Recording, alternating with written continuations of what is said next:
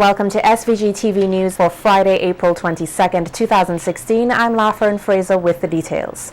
The legal fraternity here is mourning the sudden passing of former retired High Court Judge Justice Frederick Bruce Lyle, who passed away last night in Trinidad. According to reports, Justice Bruce Lyle was not feeling well and was seeking medical treatment in the neighboring Twin Island Republic. The news of his passing astounded the legal fraternity, and high commendations for his professionalism are being echoed. Speaker of the House of Assembly, Jomo Thomas, told SVG-TV News off camera he was at a loss as he highly respected and admired Justice Bruce Lyle. He described the former judge as an expert talent. Other members of the legal fraternity also took the opportunity to express their sorrow. Well, it's a shock to all of us. We were here at the sitting of the Court of Appeal and we got the devastating news. As I told you off camera too, it felt as if someone physically struck me in my stomach. It was, so devastating. Justice Bruce Lyle had a very special and unique relationship with all of us, individually, and it has come as a shock to the entire legal community, and we will miss him dearly. He was a person who was given a lot to St. Vincent and the Grenadines, and to me, who has been greatly misunderstood by his adopted country. He opted to remain here. He could have practiced in many other jurisdictions because he wasn't a judge, and he functioned in other judicial functions in other countries as well, but opted to return to the land of his wife and I dare say some of his children. But being a judge is always a very lonely and quiet life, and I think that to some extent he would have felt abandoned and neglected by many within this territory. But he was a person who did what he had to do, performed his functions, and he did so without fear or favor, without malice or ill will, and was indeed a wonderful person. First met Mr. Bruce Lyle in 1989 when I was a very young constable at the time. When he came to St. Vincent, as a matter of fact, he always said that I was the first police who he met when he came here. He was walking around Kingstown one Saturday morning, just at the Couriers building. Former DPP, Mr. Ramjeet, was with him, and Mr. Ramjeet introduced me to him, and from since then, we have always been very, very good friends. I was very, very close to him. I used to go to his house, we used to have our good times, we used to discuss a lot of matters. When I was studying in England, he used to come and look for me, he used to bring books for me, and we sit down and we chat, we talk about cases and so on. When I got the news this morning about his death, it was real shocking. All now, my heart is heavy. I really, really sad about his passing. May his soul rest in peace. And how do you see him as a magistrate? Well, as a magistrate, I think he was efficient, he was effective. I mean, Bruce came here and he cleared up a lot of backlog. The cases that we had was backlogging. Bruce came and he cleared them up, and he was just a good magistrate, in my opinion. He was not a perfect person, and none of us are perfect, but I think he was a good man.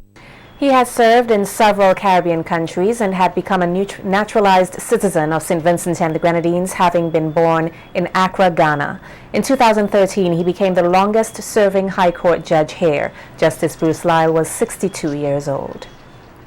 President of the St. Vincent and the Grenadines Bar Association, René Batiste, described the passing of the retired judge as a great loss. Batiste, who is also the Speaker of the OECS Assembly, says that Justice Bruce Lyle was always willing to share his knowledge with other legal practitioners and was a fierce advocate of public legal education. I have known him for as long as he's been in this jurisdiction, and he has always had a very cordial relationship with me, very approachable, a hospitable person, always elegantly attired and appropriately attired. And the longer he stayed on the bench, the more we had the benefit of his scholarship. When he retired, we had certain conversations in relation to the promotion of the Bar Association the welfare of the members of the Bar Association. It's what he felt in relation to public legal education. He's very strong on that we should do some public legal education, because of my passion in that regard. Also for continuing legal education and what he called the care of the young members of the bar. Batiste also expressed condolences to the family of Justice Bruce Lyle as she reflected on fond memories of him. He always made sure that he indicated that he loves his country, he has adopted it as his home. He feels very much at home here, and that's why he chose to retire here. He could have gone back to Ghana. Some people would do it despite the fact they would have lived here for such a long period of time. But I know he would be missed.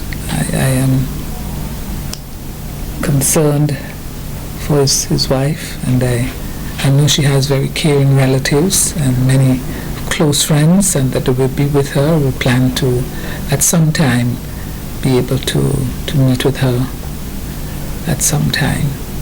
But it is a great loss, because he has been doing work on behalf of the country and the government and people of St. Vincent since his retirement, and a very important exercise that will have an impact on St. Vincent and the CARICOM region in the work that he has been doing on behalf of the state.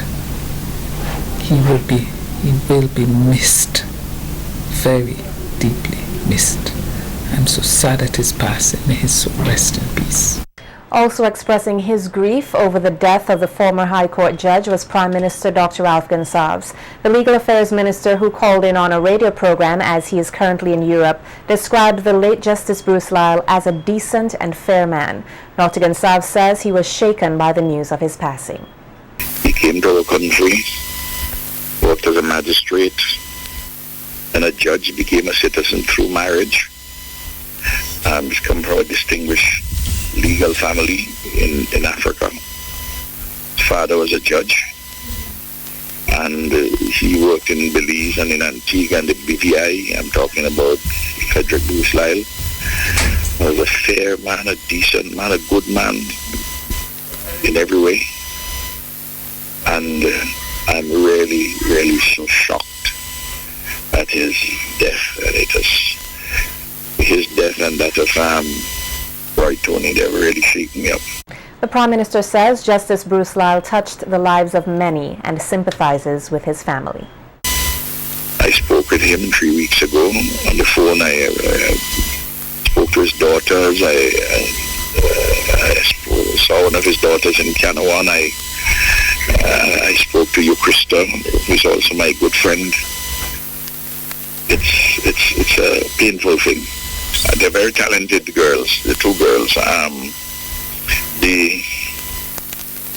He's touched the lives of a lot of people, and for good. And Bruce Lyle, as magistrate and judge, is always very fair and learned in the law.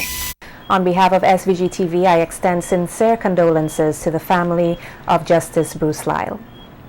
Though there has been a drop in the global foreign direct investment, or FDI, between 2013 and 2014, Director of Invest SVG, Bernadette Ambrose Black, said in recent years, St. Vincent and the Grenadines has experienced above-average levels of FDI in proportion to its GDP.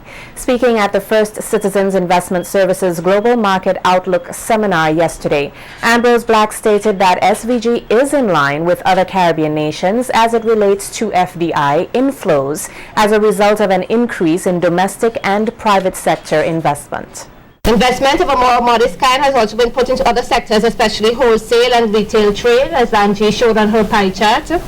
Restaurants, manufacturing, agriculture and fisheries, transportation, telecommunications, construction, real estate development, financial and other services, including educational services to non-nationals, and entertainment.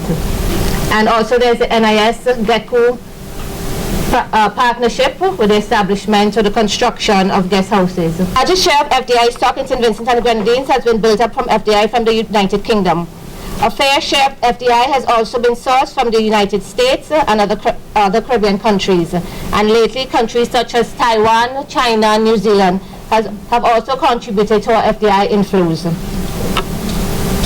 And of course, the largest capital project, the Argyle International Airport. Noting that SVG is a very conducive jurisdiction in which to do business, Ambrose Black said that amidst challenges such as high electricity costs and insufficiently trained personnel, the government is seeking alternatives and developing initiatives to aid in increasing economic growth. Strengthening of Invest SVG. Invest SVG is the institutional pillar within the state administration responsible for all foreign direct investments into the country. Of course, you have Argyle International Airport, which the contribution towards Argyle is significant, and that contributes to our outlook. The new city in Annisvale and Mount Wayne Petersburg. We are looking at alternative sources of energy, geothermal, wind and solar, that would assist with the high cost of electricity that we currently experience. I mean, there is the opening of the Hospitality Institute that will train persons for marine and hospitality management. We are trying to address these concerns. There are studies and reports, and there are also projects underway that would improve the transportation mechanism, improve the schooners that currently exist that transport goods throughout the region. The Invest SVG director says the government, through Invest SVG, is actively working to increase the country's FDI. You have Argyle International Airport, which is infrastructure coming on stream, but what about the other things? So we've been looking at entertainment, we have been looking at other means by which foreign direct investments can be attracted. Significant inflows into the agricultural sector. There has been the cocoa project, the coffee project, and as I said, the project surrounding transportation. This expected expansion is predicated on favorable economic trends in key trading partners as well as domestic economy. The construction sector is projected to grow at a healthy level with continued progress during the last quarter on the Argyle International Airport project.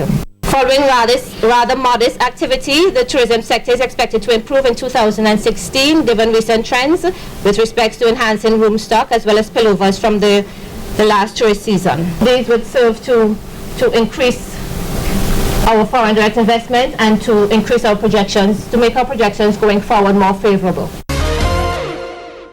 29-year-old Veron Primus of Vermont was this morning escorted before the Serious Offences Court, being charged with the murder of real estate agent Charlene Graves of Caliqua. Graves was found dead at her Annisvale office on November 13, 2015, with multiple stab wounds about her body. When Primus appeared in court before Chief Magistrate Rayshon Brown, he was not allowed to plead to the indictable charge. Primus was remanded into custody until July 18, 2016, when his preliminary inquiry is expected to commence, looking into the circumstances that caused Graves' death. The mother of the slain, Charlene Graves, earlier today spoke to SVG-TV News on how she feels about the latest development in the case. Anita Holder says that she struggles daily coping with her daughter's loss and wants everyone to remember her daughter by her kind, joyful spirit. It's so sad that when I get the message that she had been murdered and they were found in her office, and to this day, even though I went to court this morning and had the opportunity to see the person that they're accusing of murdering her, I still can't believe that she's dead. I basically still can't believe. I'm still there waiting, like she will phone, she will call, she will come home. I'm just trying to be strong. Be strong for me and the whole family and the grandchildren that I have behind. I'm just trying to be strong for all of them. How do you feel about them gathering the information that they have brought somebody into custody in terms of the case with your daughter? Well, I feel glad about it. I'm happy, and like I said, God answer praise. How would you want her to be remembered? Just the way she was. Just the way she was. Very happy, very vibrant, smiling, fun going, loving. That's the way I would like everybody to just remember Charlene. In other news from the court, cultural officer and pastor Nigel Morgan, along with his wife Althea Morgan and their daughter Crystal, appeared in court today after being charged for causing grievous bodily harm to Cuthbert Mafia Victory. Victory was doused with hot water, which caused severe burns about his body during an incident with the Morgans in their community of Richland Park on Saturday, April 9th, 2016. A video of the incident, which went viral, led to public condemnation and calls for the Morgans to face justice. When the trio appeared at the Serious Offences Court today, they pleaded not guilty to the charge. Senior prosecutor Adolphus Delplesh had no objection to their bail, which was allowed in the sum of $5,000 each with one surety. The matter was adjourned and transferred to the Mesopotamia Court for trial on April 29, 2016, before District Magistrate Ricky Burnett. And Kevin Patterson, a resident of Lago Heights, has been committed to stand trial at the next practical sitting of the criminal session before a judge and jury. The committal was given on Friday, April 21st, 2016 by Chief Magistrate Rayshon Brown at the end of a preliminary inquiry on a charge of robbery. Patterson is accused of arming himself with a knife at Upper Bay Street on August 31st, 2015 and depriving Jevron Jacob Power of Calder of a brown bag containing several items.